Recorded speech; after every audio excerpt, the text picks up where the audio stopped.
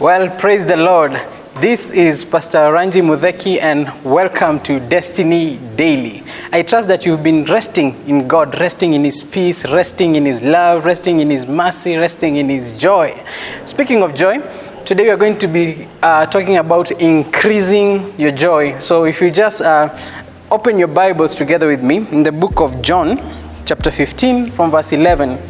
John 15:11, the scriptures tells us that Jesus was speaking and he says, "These things have I spoken unto you, that my joy might remain in you, and that your joy might be full. These things have I spoken unto you, that my joy might remain in you, and that your joy might be full." You see, the moment you got born again, there are some things that you receive. There's a nature that you received. You received the nature of our Lord Jesus Christ. And right now, one of the things that you have in you is joy. God has given you His joy. And when you began this scripture, it says that these things have I spoken unto you. So it's not good for us to assume that we know what things you're speaking about. So if you go back to John 15 verse 1, you're going to see what exactly he was talking about. He says, "I am the true vine, and my Father is the husbandman. Every branch in me that bears not fruit, He takes away. And every branch that bears fruit, He purges it, that it may bring forth more fruit." Then, if you go to verse 4, it says, "Abide in me, and I in you, as the branch cannot bear fruit of itself, except it abide in the vine. No more can you, except you abide in the vine." So you see, here he was talking about our fellowship with Him. He was talking about our oneness with Him. Our Lord Jesus Christ was telling us that He is the branch. He's the vine and we are the branches. So the life that flows in the branches is the same life that is flowing in the vine. So the very life that is in us is the very life that is in our Lord Jesus Christ. So now we are enjoying the very life of God. And one of the characteristics of this life, one of the characteristics of men that are born again is that we have joy. Now joy is very different from happiness. Happiness, even a sinner can be happy, because happiness is as a result of external things. You could be happy because it's your birthday. You could be happy because your landlord has waived the rent. May it be so unto you.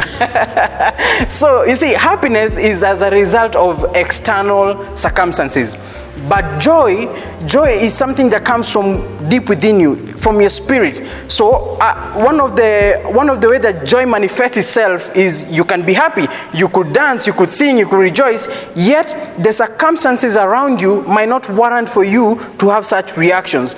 I remember when I got born again a couple of years ago, I had this joy, Peter calls it joy unspeakable.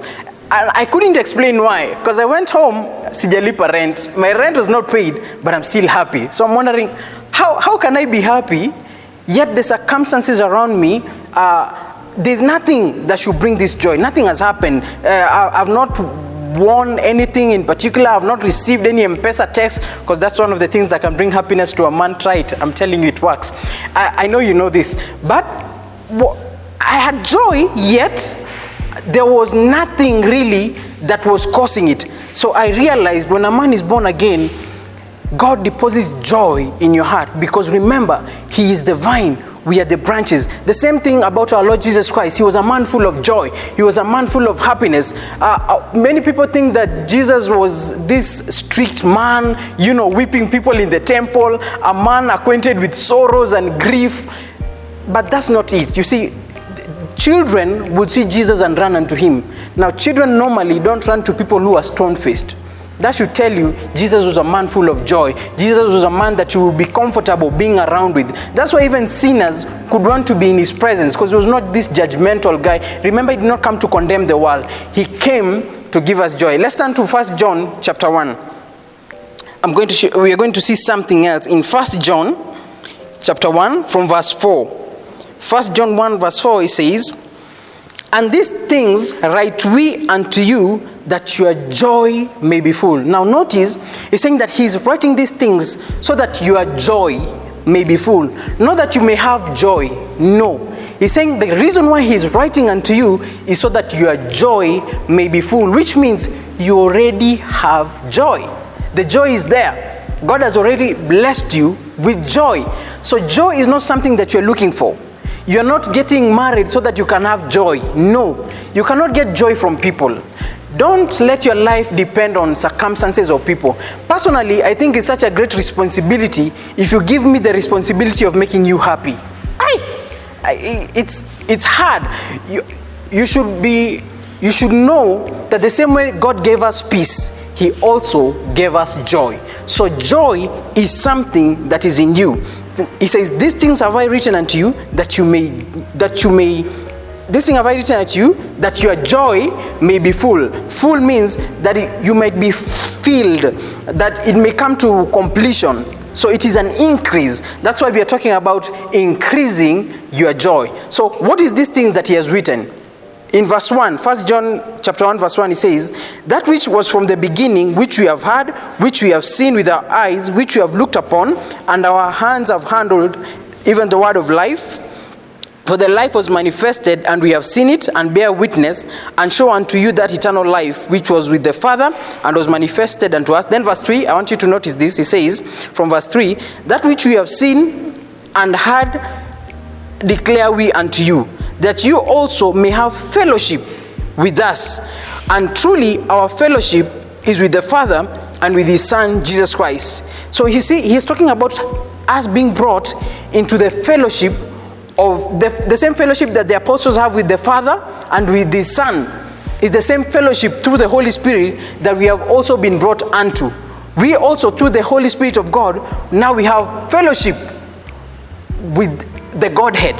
Imagine that. And that now is the source of our joy. And if you look at John 15, the chapter that we just looked at, He also said that your joy may be full, having first spoken of the fact that He is the true vine and we are the branches. So you see, for us, joy is as a result of our fellowship with our Lord Jesus Christ. So one of the things that bring joy to us is the fact that we are in fellowship with the Godhead.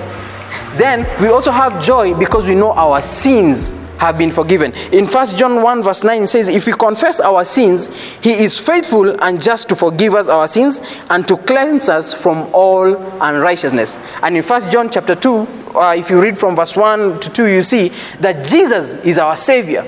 So our joy is in the fact that our Lord and Savior is He's reliable, He's dependable.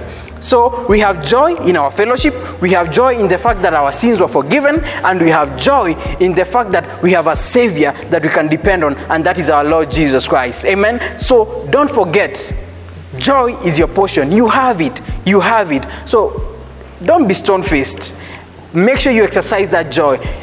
Bishop Chola is a good example of this joy. He's always joyous no matter what he's facing. So you and I should be the same. Amen. Father, in the name of Jesus Christ, we thank you. Thank you for this joy unspeakable that you've given unto us. Your joy is at work in us, O Lord. And this is the same joy that we minister everywhere that we go, O Lord.